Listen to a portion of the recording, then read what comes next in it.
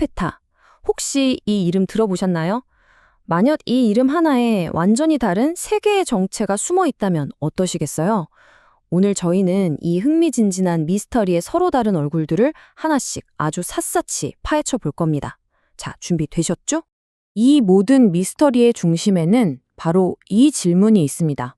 스카페타가 도대체 뭘까? 그 답을 찾아가는 여정은 아마 여러분이 전혀 생각지도 못한 곳으로 우리를 데려갈 겁니다.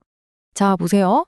스카페타는요, 한 명의 천재 법의학자이자 엄청난 TV 스릴러 시리즈, 그리고 동시에 이탈리아의 한 식사 문화를 가리키는 말입니다. 아니, 법의학자랑 밥 먹는 거랑 무슨 상관이냐고요.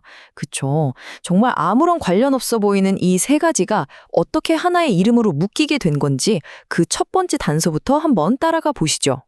모든 이야기는 바로 한 권의 소설에서 시작됐습니다. 현대 법의학 스릴러라는 장르 자체를 만들었다고 해도 과언이 아닌 바로 그 인물, 케이 스카페타 박사가 처음 등장하면서부터 말이죠. 1990년에 작가 퍼트리시아 코넬이 세상에 처음 선보인 이 캐릭터, 케이 스카페타 박사의 이력은 정말 어마어마합니다. 무려 35년 동안 29권이 넘는 시리즈가 나왔고 전 세계에서 팔린 책이 1억 2천만 부가 넘어요. 정말 대단하죠?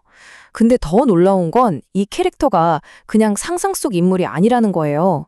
실제로 버지니아주의 수석 법외관이었던 마르첼라 피에로 박사라는 실존 인물을 모델로 탄생했습니다. 바로 이 현실감, 진짜 전문가의 세계를 그대로 옮겨온 이 리얼리티가 성공의 핵심이었던 거죠. 그녀의 역사는 그냥 길기만 한 게 아닙니다. 1990년에 시작해서 2000년대에는 이야기하는 방식을 확 바꾸는 파격적인 시도를 하기도 하고요.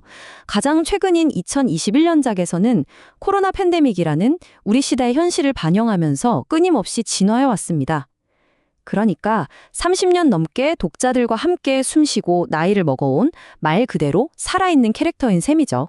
그리고 스카페타가 우리 사회에 남긴 가장 중요한 흔적이 바로 이 CSI 효과입니다. 소설이 워낙 인기를 끌다 보니까 사람들이 법의학이라는 분야에 눈을 뜨기 시작한 거예요. 재판에서 당연히 과학적 증거가 나와야 하는 거 아니야? 이렇게 생각하게 된 거죠. 우리가 잘 아는 그 유명한 드라마 CSI 시리즈도 사실은 스카페타가 탄탄하게 닦아놓은 길 위에서 시작할 수 있었다고 봐도 무방합니다. 캐릭터 하나가 사회 전체의 인식을 바꿔버린 거죠. 정말 놀랍지 않나요? 자, 이제 두 번째 미스터리로 넘어가 볼까요? 바로 이 전설적인 문학 캐릭터를 2024년 버전으로 새롭게 만든 프라임 비디오의 TV 시리즈입니다. 그리고 이 드라마의 심장부에는요, 무려 28년 동안이나 묻혀있던 아주 충격적인 의심 하나가 도사리고 있습니다. 이 드라마가 정말 흥미로운 지점이 바로 이겁니다.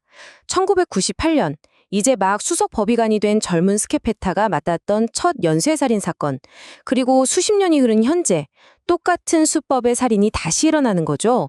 니콜 키드먼이 연기하는 현재의 스카페타는 평생을 바쳐 이뤄낸 사기 경력의 가장 첫 단추가 어쩌면 완전히 잘못 끼워졌을지도 모른다는 끔찍한 의심에 사로잡히게 됩니다.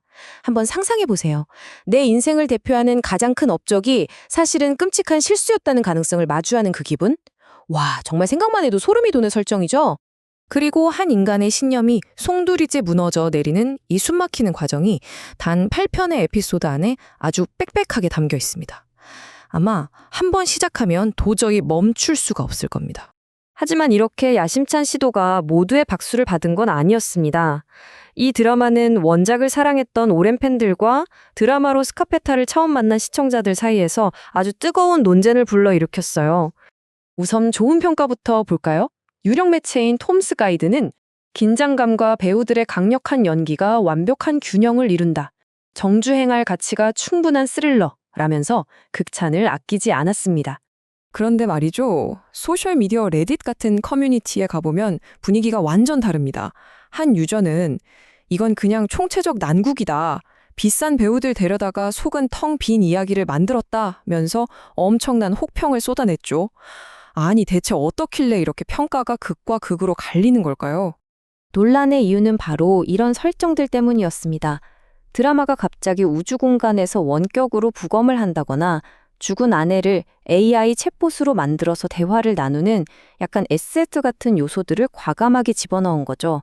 이걸 보고 어떤 사람들은 와, 신선하다. 있다고 했지만 다른 사람들은 아니 지금 살인사건 미스테리가 중요한데 왜 자꾸 이런 비현실적인 설정이나 복잡한 가족 이야기가 더 비중이 크냐면서 비판한 겁니다.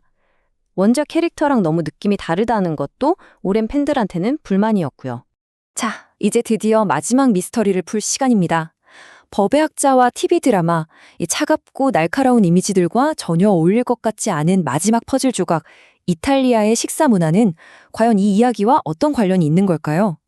수술용 메스와 빵 조각, 이 둘을 잇는 정말 놀라운 연결고리가 이제 곧 밝혀집니다. 이탈리아에 가면 파렐라 스카페타라는 말을 들을 수 있습니다. 이걸 그대로 번역하면 작은 신발을 만들다라는 좀 엉뚱한 뜻인데요.